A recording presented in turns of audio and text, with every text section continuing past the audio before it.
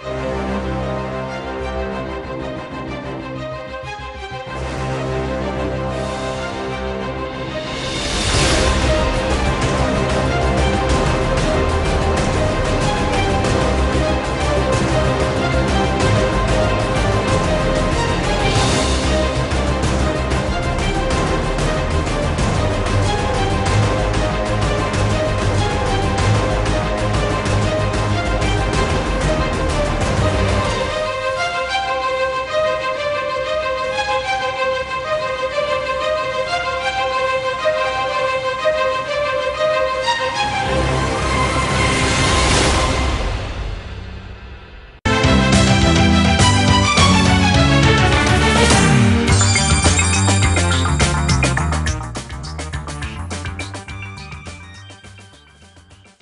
আলাইকুম সুপ্রিয় দর্শক, আপনাদের সকলকে শুভেচ্ছা জানিয়ে শুরু করছি আজকের এনটিভি ইউরোপ নিউজ। সাথে রয়েছি আমি সেলিনা আখতার। মূল সংবাদে যাবার আগে শুরুতে জানিয়ে দেব আজকের প্রধান প্রধান শিরোনাম। করোনা ভাইরাসের উদ্ভাবিত ভ্যাকসিন সরবরাহ করতে প্রস্তুত এনএইচএস। ইংল্যান্ডের সকল শিক্ষার্থীদের করোনা ভাইরাস টেস্ট করা হবে লকডাউনের শেষ দিকে। এবং করোনার কারণে ওয়েলসে 2021 সালের জিসিএসই এবং এ লেভেল পরীক্ষা অনুষ্ঠিত হবে না।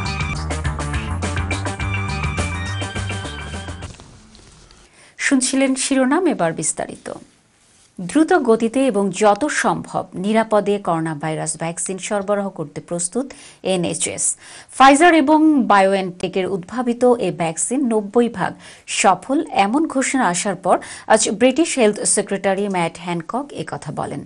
বিবিসি জানায়, সংসদে হেলথ সেক্রেটারি বলেছেন এনএইচএস এই ভ্যাকসিন ব্যবহার করতে প্রস্তুত, তবে এই ভ্যাকসিন কতটুকু কাজ করবে তার নিশ্চয়তা নেই। এদিকে আজ সকালে হেলথ সেক্রেটারি বিবিসির সাথে আলাপকালে বলেন, ডিসেম্বরে এ ভ্যাকসিন পাওয়া গেলেও আগামী বছরের প্রথম দিকে গণহারে এ ভ্যাকসিন প্রয়োগ করা হতে পারে। এ সময় তিনি জানান, ভ্যাকসিন দিতে ক্লিনিকগুলো 7 দিনই খোলা থাকবে এবং জিপিগুলিকে অতিরিক্ত 150 মিলিয়ন অর্থ বরাদ্দ দেওয়া হয়েছে। তবে তিনি সবাইকে ধৈর্য ধরার আহ্বান জানান। সোমবার বিশ্বের প্রথম কার্যকর করোনা ভাইরাস ভ্যাকসিনের প্রাথমিক ফলাফলে দেখা গেছে 90% লোক এই ভ্যাকসিনের ফলে করোনা থেকে মুক্তি পেতে সহায়তা পেয়েছেন। Our plans for deployment of a COVID vaccine are built on tried and tested plans for a flu vaccine, which we of course deploy every autumn. We do not yet know whether or when a vaccine is approved, but I have tasked the NHS with being ready from any date from the 1st of December. The logistics are complex, the uncertainties are real, and the scale of the job is vast. But I know that the NHS, brilliantly assisted by the armed services, will be up to the task. ইংল্যান্ডের সকল শিক্ষার্থীদের corona virus test করা হবে। BBC জানিয়েছে, বিশ্ববিদ্যালয়ের মন্ত্রী মিশেল ডনেলিন বিশ্ববিদ্যালয় সমূহে প্রেরিত এক চিঠিতে জানিয়েছেন, আগামী 30 নভেম্বর থেকে 6 ডিসেম্বর পর্যন্ত ইংল্যান্ডের সব শিক্ষার্থীদের করোনা টেস্ট করাতে হবে, যাতে শিক্ষার্থীরা ক্রিসমাসের ছুটিতে বাসায় নিরাপদে যেতে পারেন এবং করোনার সংক্রমণ থেকে পরিবারও রক্ষা পাবে। চিঠিতে বলা হয়েছে, দ্রুতই করোনা টেস্ট করা হবে এবং 1 ঘন্টার মধ্যেই টেস্টের রেজাল্ট দিয়ে দেওয়া হবে। লকডাউনের শেষ সপ্তাহে এই করোনা পরীক্ষা যদি কোনো শিক্ষার্থী পজিটিভ হন, তাহলে তাদের আবার পরীক্ষা করা হবে এবং তারপরেও যদি কেউ আক্রান্ত ধরা পড়েন, তাহলে তাকে আইসোলেশনে রাখা হবে। এদিকে ইউনিয়ন লিডার জো গ্রেডি বলেছেন, এই প্রক্রিয়াটি বাস্তবায়নে অনেক প্রতিবন্ধকতা রয়েছে। করোনার কারণে ওয়েলস সরকার 2021 সালের জিসিএসই এবং এ লেভেল পরীক্ষা বাতিল ঘোষণা করেছে। শিক্ষার্থীদের মূল্যায়ন করা হবে ক্লাসরুমের অ্যাসেসমেন্টের ওপর। ওয়েলসের শিক্ষামন্ত্রী ক্রিস্টি উইলিয়ামস এই ঘোষণা দিয়ে বলেন, করোনার কারণে শিক্ষার্থীদের পরীক্ষা দেওয়ার উপযুক্ত পরিবেশ তৈরি করে দেওয়ার নিশ্চয়তা দেওয়া অসম্ভব।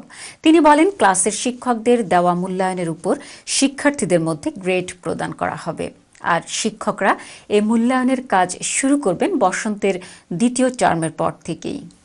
There will be no exams for GCSE or AS level learners next year. We have also decided that there will be no exams for A-level students. The primary reason for my decision is down to fairness. The time learners will spend in schools and colleges will vary hugely. And in this situation, it is impossible to guarantee a level playing field for exams to take place. দর্শক, এবার মার্কিন যুক্তরাষ্ট্রের নির্বাচন প্রসঙ্গ। এবার মার্কিন president Donald ট্রাম্পের পক্ষে অবস্থান নিয়ে ভোটে কারচুপির অভিযোগ তুলেছেন রিপাবলিকান দলের অনেক সিনেটর। কারচুপির অভিযোগে মামলা করা হয়েছে 10টি জায়গায়। অনেকে বলছেন এর ফলে জটিল হতে পারে হস্তান্তরের প্রক্রিয়া। এদিকে নবনির্বাচিত মার্কিন প্রেসিডেন্ট জো বাইডেনকে এখনও স্বাগত জানায়নি রাশিয়া, চীন, ব্রাজিল ও তুরস্ক। বিস্তারিত দেখুন রিপোর্টে। ওয়াশিংটন ডিসির ক্যাপিটাল হিলে রিপাবলিকান দলীয় সিনেটরদের সাথে বৈঠক শেষে সিনেটের সভায় নির্বাচনে ভোট কারচুপির অভিযোগ এনেছেন রিপাবলিকান সিনেটররা। তবে রিপাবলিকানদের 4 জন senator Cynthia Lummis, Roger Marshall, Bill Hagerty এবং টম টুবারভিল বলছেন পরাজয় মেনে নেয়ার কথা। সব ছাপিয়ে সিনেটের সভায় দাঁড়িয়ে রিপাবলিকান দলীয় নেতা মিচ ম্যাককনেল বলেছেন ভোটের ফল নিয়ে প্রেসিডেন্ট ডোনাল্ড ট্রাম্পের অভিযোগ শতভাগ সত্য। তারা লড়াই চালিয়ে যাবেন। যে পেনসিলভেনিয়ার জয়ে জো বাইডেন নির্বাচিত হয়েছেন সেখানে ভোট চুরির মামলা করেছেন প্রেসিডেন্ট ডোনাল্ড ট্রাম্পের আইনজীবী জো সাপিরো। ট্রাম্পের আইনজীবীরা মোট 10টি অঙ্গরাজ্যের আদালতে মামলা করেছেন। এছাড়া অ্যাটর্নি জেনারেল উইলিয়াম বার ভোটে অনিয়ম তদন্তে মার্কিন বিচার বিভাগে আবেদন করেছেন। যদিও নিউ ইয়র্ক টাইমস বলছে উইলিয়াম বারের আবেদনের পর বিচার বিভাগের কর্মকর্তা রিচার্ড ফিলগা পদত্যাগ করেছেন। অন্যদিকে ব্যর্থতার অভিযোগে মার্কিন প্রতিরক্ষামন্ত্রী মার্ক এসপারকে বরখাস্ত করেছেন প্রেসিডেন্ট ডোনাল্ড ট্রাম্প। এদিকে ডেমোক্রেট দলীয় সংখ্যালঘুদের নেতা সিনেটর চাক শুমার সিনেটে তাৎক্ষণিকভাবে প্রতিক্রিয়া জানিয়েছেন। বলেছেন রিপাবলিকানদের ভোটের ফল না মেনে নেয়ার ঘোষণা ভয়াবহ পরিস্থিতি সৃষ্টি করতে পারে।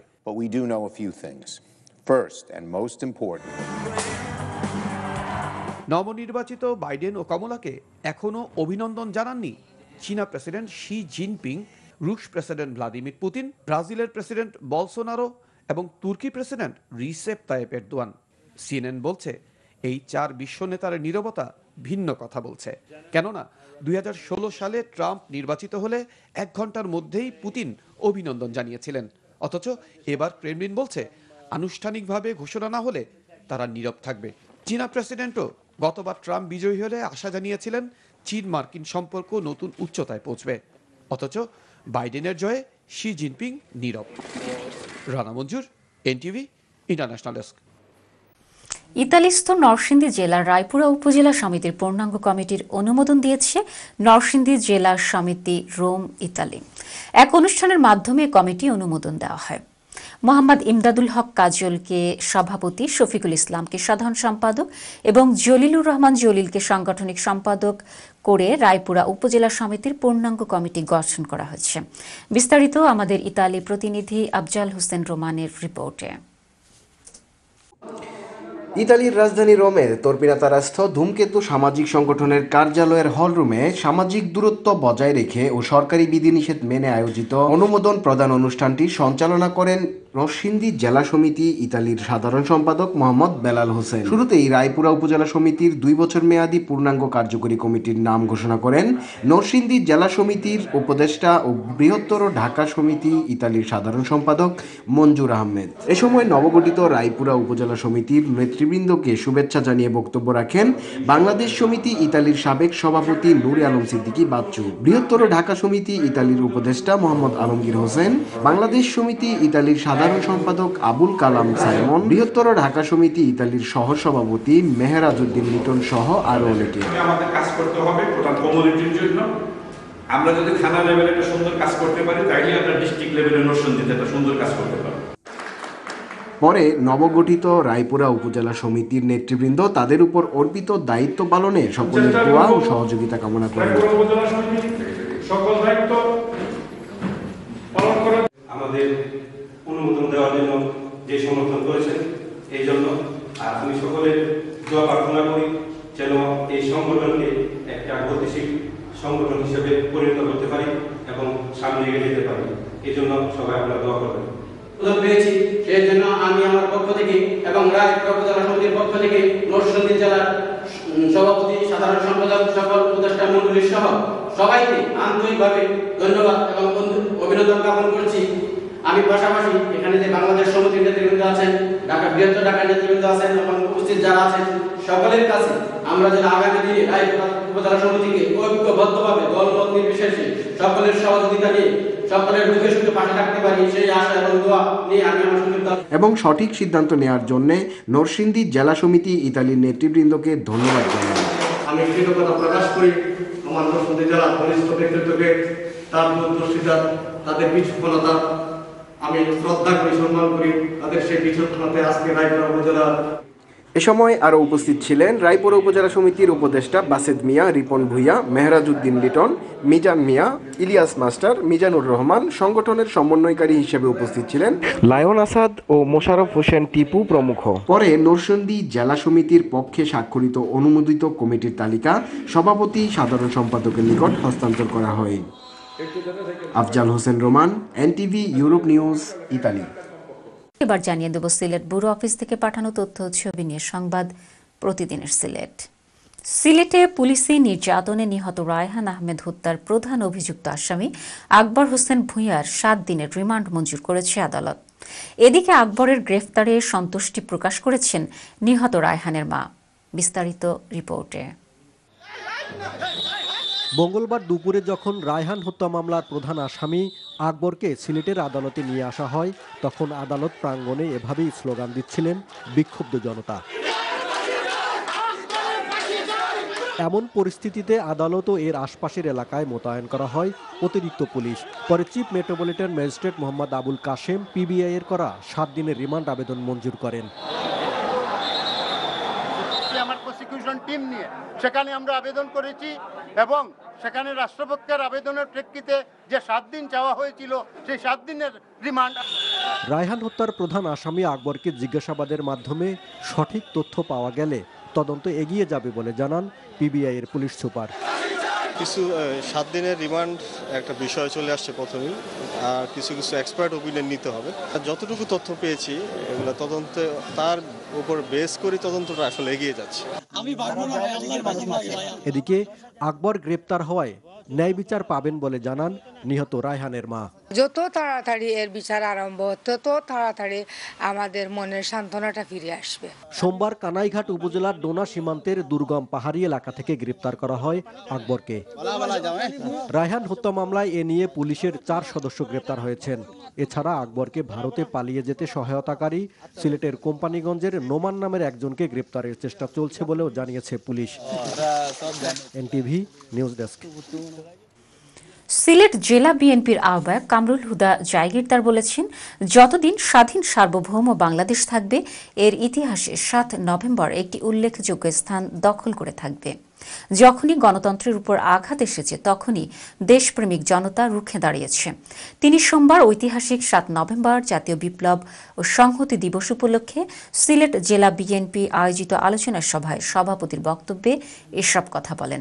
সিলেট থেকে আমাদের প্রতিনিধি জানান, জেলা বিএনপির আহ্বায়ক কমিটির সদস্য আব্দুল আহাদ খান জামাল ও আবুল কাশেমের যৌথ পরিচালনায় অনুষ্ঠিত সভায় বক্তব্য রাখেন বিএনপির কেন্দ্রীয় নির্বাহী কমিটির সদস্য ও জেলা বিএনপির আহ্বায়ক কমিটির 1 নম্বর সদস্য আবুল কাহের চৌধুরী শামীম, সম্মিলিত পেশাজীবী পরিষদের সিলেটের সভাপতি ডক্টর শামীমুর রহমান ও সাবেক এমপি আব্দুল কাহির চৌধুরী সহ অনেকে। নগরীর দরগা গেটস্থ কেন্দ্রীয় মুসলিম সাহিত্য সংসদের শহীদ সুলেমান হলে অনুষ্ঠিত আলোচনা সভায় বিএনপি ও তার অঙ্গ এবং সহযোগী সংগঠনের বিপুল সংখ্যক নেতাকর্মী এ সময় উপস্থিত ছিলেন। সিলেটের দক্ষিণ সুরমার বিভিন্ন জায়গায় চুরি বৃদ্ধি পেয়েছে। গত কয়েকদিনে 4টি চুরির ঘটনা ঘটেছে। চোরেরা স্বর্ণ, নগদ অর্থসহ অনেক মালামাল নিয়ে যায়। চুরির এমন ঘটনা বৃদ্ধি পাওয়াতে আতঙ্কে আছেন স্থানীয়রা। বিস্তারিত দেখুন আমাদের দক্ষিণ সুরমা প্রতিনিধি সহকর্মী আশরাফুল ইসলাম ইমরানের রিপোর্টে। সিলেটের দক্ষিণ সুরমার বিভিন্ন জায়গায় চুরি বৃদ্ধি পেয়েছে। গত কয়েকদিনে একটি বাড়ি, 2টি ব্যবসা প্রতিষ্ঠান ও একটি পোস্ট অফিসে চুরির ঘটনা ঘটে। সোমবার লিডিং ইউনিভার্সিটির লেকচারার আবুল কালাম আজাদের বোন দাউদপুর ইউনিয়নের দৌলতপুর গ্রামের ফেরদৌস জাহান সুলতানার ঘরে চোরেরা রাতের আধারে তালা ভেঙে প্রবেশ করে 10 ভরি স্বর্ণ, নগদ 40,000 টাকা ও মালামাল নিয়ে যায়। কামালবাজার মেসাস সেলিম এন্টারপ্রাইজে নগদ 4 লক্ষ টাকা ও মালামাল চুরি হয়। তেতলি লক্ষ্মীপুর রাহিম ডিপার্টমেন্টাল স্টোরে চোর দোকানে ঢোকার চেষ্টা করে ব্যর্থ হয়। দোকান দুটিতে সিসি ক্যামেরা ছিল। সিসিটিভি ফুটেজে চোর দেখা গেলেও শনাক্ত করতে পারেনি পুলিশ। গত বুধবার রাতে ইলাইগঞ্জ পোস্ট অফিসে চুরি হয়। চোরেরা জরুরি মালামাল নিয়ে যায়। Ashraful Islam Imran, NTV Europe news, Dakshin Surma, Sylhet. Bangladesh জাতীয়তাবাদী দল বিএনপিকে তৃণমূল পর্যায়ে সুসংগঠিত করার লক্ষ্যে উৎসবমুখর পরিবেশে মৌলভীবাজারের কমলগঞ্জ উপজেলার মাধবপুর ও আলীনগর ইউনিয়ন বিএনপির সম্মেলন ও কমিটি গঠন করা হয়েছে। কমলগঞ্জ উপজেলা থেকে আমাদের সহকর্মী পিন্টু দেবনাথের তথ্য ভিডিও চিত্র দেখুন বিস্তারিত। গত 9 নভেম্বর সোমবার বিকাল 4টায় মাধবপুর ইউনিয়ন বিএনপির সম্মেলন অনুষ্ঠিত হয়। মাধবপুর ইউনিয়ন বিএনপির আহ্বায়ক ইউপি চেয়ারম্যান পুষ্পকুমার কানুর সভাপতিত্বে ও মাধবপুর ইউনিয়ন বিএনপির সদস্য সচিব মুতায়ের হোসেন সঞ্চালনায় প্রধান অতিথি হিসাবে উপস্থিত ছিলেন জেলা বিএনপির সহসভাপতি এম এ মুকিত। প্রধান বক্তা হিসাবে উপস্থিত ছিলেন জেলা বিএনপির সাংগঠনিক সম্পাদক মতিন বক্স, বিএনপি নেতা গোলাম কিবরিয়া শফি, বিএনপি নেতা আনোয়ার হোসেন বাবু, আলম পারভেজ সুহেল প্রমুখ। পরে মাসুক মিয়াকে সভাপতি, অজয় কুমার কানুকে সাধারণ সম্পাদক ও দুলাল চৌধুরীকে সাংগঠনিক সম্পাদক করে মাধবপুর ইউনিয়ন কমিটি গঠন করা হয়। সন্ধ্যা 7টায় আলীনগর ইউনিয়ন বিএনপির নেতা সিদ্দিকুর রহমান চৌধুরীর সভাপতিত্বে ও কমলগঞ্জ উপজেলা বিএনপির আহ্বায়ক কমিটির সদস্য অ্যাডভোকেট আব্দুল আহাদের সঞ্চালনায় অতিথি হিসাবে উপস্থিত ছিলেন জেলা উপজেলা বিএনপির নেতৃবৃন্দ। পরে সিদ্দিকুর রহমান চৌধুরীকে সভাপতি, ইলিয়াসকে সাধারণ সম্পাদক ও মোহাম্মদ ইউসুফ মিয়াকে সাংগঠনিক সম্পাদক করে আলীনগর ইউনিয়ন বিএনপির কমিটি গঠন করা হয়। পিন্টু দেবনাথ, এনটিভি, কমলগঞ্জ, মৌলভীবাজার। দক্ষিণ সুনামগঞ্জ উপজেলার শিমুলবাগ গ্রামের দক্ষিণ হাটিতে বিশিষ্ট দানবীর ও লন্ডন প্রবাসী হাজী আফতাব আলীর নিজস্ব অর্থায়নে মসজিদ নির্মাণ কাজের ভিত্তিপ্রস্তর স্থাপন করা হয়েছে। এই মসজিদটির নির্মাণ কাজ সম্পন্ন হলে দক্ষিণহাটির মুসল্লিদের জুম্মা ও 5 ওয়াক্ত নামাজ আদায়ে আর কোনো কষ্ট করতে হবে না। বিস্তারিত দেখুন আমাদের দক্ষিণ সুনামগঞ্জ প্রতিনিধি কাজী জমিরুল ইসলাম মমতাজের রিপোর্টে। লন্ডন প্রবাসী হাজী আফতাব আলী বিশিষ্ট দানবীর হিসেবেই এলাকায় পরিচিত। মানুষের সুখে দুঃখে সবসময় পাশে থাকেন তিনি। ধর্মীয় কাজেও রয়েছে তার গুরুত্বপূর্ণ অবদান। তাই তো নিজ গ্রামে শিমুলবাগের দক্ষিণহাটির মুসল্লিদের ইবাদত বন্দিগির কথা চিন্তা করে নিজ অর্থায়নে প্রায় 34 লক্ষ টাকা ব্যয়ে নির্মাণ করছেন হযরত ওমর রাদিয়াল্লাহু তাআলা আনহু জামে মসজিদ। আজ সোমবার জোহরের নামাজের পর এর ভিত্তিপ্রস্তর স্থাপন করা হয়। ভিত্তিপ্রস্তর স্থাপন করেন দানবীর লন্ডন প্রবাসী হাজী আফতাব আলীর পিতা আব্দুল শহীদ ওরফে সুন্দর আলী তালুকদার ও তার আপন ভাই সুনামগঞ্জ দিনী সিনিয়র ফাজিল মডেল মাদ্রাসার অধ্যক্ষ হাজী মাওলানা আলী নূর তালুকদার। গ্রাম বড় হওয়ায় অনেকে ইচ্ছা থাকা সত্ত্বেও মসজিদগুলোতে যারা বিশেষ করে এই দক্ষিণহাটিবাসী আমাদের আত্মীয় স্বজনেরা গ্রামবাসীরা তারা অনেক সময় মসজিদে জামাতে যাওয়ার কোনো সুযোগ নাই। এছাড়া এই যে দক্ষিণহাটি এখানে আমাদের সারা গ্রামবাসীর কবরস্থান। এই চিন্তা ভাবনা থেকে আমরা মসজিদের কথা দীর্ঘদিন ভাবছিলাম। আমার বড় ভাইয়ের কাছে আলোচনা হলো। আমার বড় ভাই বললেন, যেহেতু জায়গা দিয়েছি আমরা মসজিদের জন্য, মসজিদ হওয়ার জন্য, আল্লাহ নাম নিয়ে এই মসজিদ আমরা করে দিব। ভিত্তি প্রস্তর স্থাপনে এ সময় উপস্থিত ছিলেন দিনী সিনিয়র ফাজিল মডেল মাদ্রাসার আরবি প্রভাষক মাওলানা রুহুল আমিন, দক্ষিণ সুনামগঞ্জ প্রেস ক্লাবের সভাপতি ও জেলা কাজী সমিতির সাংগঠনিক সম্পাদক কাজী এম জমিরুল ইসলাম মমতাজ, হাফিজ শাহজাহান, কাজী মোহাম্মদ রফিকুল ইসলাম তালুকদার, ডাক্তার গিয়াসউদ্দিন, শিমুলবাগ জামে মসজিদের ইমাম মাওলানা আব্দুল হাই, সিভিল ইঞ্জিনিয়ার পিন্টু দাস, ঠিকাদার তালিমুল ইসলাম ও গ্রামের বিভিন্ন শ্রেণী পেশার মানুষ। ভিত্তিপ্রস্তর স্থাপন শেষে এক বিশেষ দোয়া অনুষ্ঠিত হয়। এ সময় এলাকার বিভিন্ন গণ্যমান্য ব্যক্তিগণ হাজী আফতাব আলীর প্রশংসা করে বলেন, লন্ডন প্রবাসী হাজী আফতাব আলী সবসময় গ্রামের সাধারণ মানুষের সাহায্যে এগিয়ে আসেন। কাজী জমিরুল ইসলাম মমতাজ, এনটিভি ইউরোপ, দক্ষিণ সুনামগঞ্জ। প্রবাস থেকে নিশ্চিন্তে রেমিটেন্স প্রেরণ, নিরাপদ ব্যাংকিং লেনদেন ও গ্রামীণ জনগোষ্ঠীকে ব্যাংকিং সেবার আওতায় আনার লক্ষ্যে সিলেটের বিয়ানীবাজারের দুবাগ বাজারে ইসলামী ব্যাংক বাংলাদেশ লিমিটেডের এজেন্ট শাখার উদ্বোধন করা হয়েছে। বিয়ানীবাজার থেকে আমাদের সহকর্মী কামরুজ্জামান বাবলু জানান, রবিবার দুবাগ বাজারস্থ আলিশান মার্কেটে ইসলামী ব্যাংক বাংলাদেশ লিমিটেডের বিয়ানীবাজার শাখা প্রধান ও senior vice president Syed Mohammad Zillur রহমানের সভাপতিত্বে ও ইসলামী ইসলামী ব্যাংক বাংলাদেশ লিমিটেডের দুবাগ আউটলেটের অ্যাসিস্ট্যান্ট ম্যানেজার হাফিজ কামিল চৌধুরীর পরিচালনায় উদ্বোধনী অনুষ্ঠানে প্রধান অতিথি ছিলেন ইসলামী ব্যাংক বাংলাদেশ লিমিটেড সিলেট জোনের প্রধান এক্সিকিউটিভ শিকদার মোহাম্মদ শিহাবুদ্দিন। এ সময় আরও বক্তব্য রাখেন ইসলামী ব্যাংক দুবাগ বাজার এজেন্ট শাখার প্রধান হাফিজ মাওলানা আব্দুল কাদির, জামিল আহমেদ, মাওলানা আব্দুল কাদির, মাওলানা নাসির উদ্দিন, ব্যবসায়ী মাসুক আহমেদ, আব্দুল কাদির, মঞ্জুরুল আলম মজনু, আলিশান মার্কেটের স্বত্বাধিকারী হাজি আবেদ আলী সহ এলাকার বিশিষ্টজনেরা। আমাদের ব্যাংকে একটা বিশেষ সুবিধা আছে, আমাদের ব্যাংকে যদি কারো অ্যাকাউন্ট থাকে এবং এই অ্যাকাউন্টের মাধ্যমে বিদেশ থেকে টাকা আসে, তাহলে ইসলামী ব্যাংক এই গ্রাহককে বিশেষ সুবিধা দিয়েছে, তাকে ইসলামী ব্যাংক 3% বোনাস দেবে। তাছাড়া ইসলামী ব্যাংকে আরও বিভিন্ন সুযোগ সুবিধা আছে যেগুলা কমপ্লিটলি ইসলামী শরিয়া মোতাবিক পরিচালিত। বাংলাদেশে একমাত্র ব্যাংক যে ব্যাংকটি ইসলামিক শরিয়া মোতাবিক পরিচালিত, আর এই ব্যাংকের নাম হলো ইসলামী ব্যাংক। আমরা দুবাগ বাজারে ইসলামী ব্যাংকের আউটলেট শুরু করেছি। ওসমানীনগরের সার্বিক আইন শৃঙ্খলা পরিস্থিতি নিয়ে ওসমানীনগর উপজেলা প্রেস ক্লাব নেতৃবৃন্দের সাথে মত বিনিময় সভা করেছে ওসমানীনগর থানা প্রশাসন। মঙ্গলবার অনুষ্ঠিত সভায় থানার অফিসার ইনচার্জ শ্যামল বণিক জানিয়েছেন, সুনির্দিষ্ট কারণ ব্যতীত রাত 11টার মধ্যে ব্যবসা প্রতিষ্ঠান বন্ধ করে ব্যবসায়ী সহ জনসাধারণকে ত্যাগ করতে হবে বাজার এলাকা। এক্ষেত্রে দূরপাল্লার স্থানীয় যাত্রীদের জন্য রয়েছে বিশেষ ব্যবস্থা। উপজেলার ব্যাংকগুলোর সামনে অযথা রাখা যাবে না কোনো প্রকার যানবাহন। ব্যাংক থেকে বড় অঙ্কের নগদ টাকা উত্তোলনকারী ব্যক্তির নিরাপত্তার ব্যবস্থা করবে পুলিশ। বাজারগুলোতে ব্যবসা প্রতিষ্ঠানের তুলনায় অপর্যাপ্ত পাহারাদার থাকায় প্রতিটি বাজারেই পাহারাদারের সংখ্যা বাড়াতে হবে। পাশাপাশি জোরদার রয়েছে পুলিশি টহল। শীতকালে চুরি ডাকাতি প্রতিরোধে স্থানীয় জনপ্রতিনিধি, বাজার পরিচালনা কমিটি, ব্যাংক কর্মকর্তা, পরিবহন শ্রমিক ও সুশীল সমাজের প্রতিনিধিদের সাথে বৈঠক পূর্ব গ্রহণ করা হয়েছে এসব সিদ্ধান্ত। মতবিনিময় সভায় উপস্থিত ছিলেন প্রেস ক্লাবের সহসভাপতি উজ্জ্বল ধর, সাধারণ সম্পাদক শিপন আহমেদ, কোষাধ্যক্ষ আব্দুল মতিন, সাংস্কৃতিক সম্পাদক রনিক পাল, প্রচার ও প্রকাশনা সম্পাদক কবির আহমেদ, সদস্য সিতু সূত্রধর, আনোয়ার হোসেন আনা, জয়নাল আবেদিন সহ অনেকে। এ সময় প্রেস ক্লাব নেতৃবৃন্দরা আইন শৃঙ্খলা রক্ষায় প্রশাসনকে সার্বিক সহযোগিতার আশ্বাস দেন। কমলগঞ্জে ছাইয়াখালী হাওর পানি ব্যবস্থাপনা সমবায় সমিতির বার্ষিক সাধারণ সভা অনুষ্ঠিত হয়েছে। 10 নভেম্বর মঙ্গলবার নারায়ণপুর সরকারি প্রাথমিক বিদ্যালয় মাঠে এই সভা অনুষ্ঠিত হয়। কমলগঞ্জ উপজেলা থেকে আমাদের সহকর্মী পিন্টু দেবনাথ জানান, ছাইয়াখালী হাওর পানি ব্যবস্থাপনা সমবায় সমিতি লিমিটেডের সভাপতি মোহাম্মদ মেশকাত হোসেন শাহিনের সভাপতিত্বে ও সাধারণ সম্পাদক মোহাম্মদ ওয়াকিল আহমেদ ও সহ সভাপতি মোহাম্মদ নাজমুল হাসান মিঠুর যৌথ পরিচালনায় সভায় প্রধান অতিথি হিসেবে উপস্থিত ছিলেন মৌলভীবাজার জেলার নির্বাহী প্রকৌশলী এলজিইডি মোহাম্মদ আজিমউদ্দিন সরকার। বিশেষ অতিথি ছিলেন জেলা সমবায় অফিসার মোহাম্মদ রহিমউদ্দিন তালুকদার, উপজেলা নির্বাহী প্রকৌশলী মোহাম্মদ জাহিদুল ইসলাম, উপজেলা সমবায় অফিসার আশুতোষ দাস সহ অনেকে।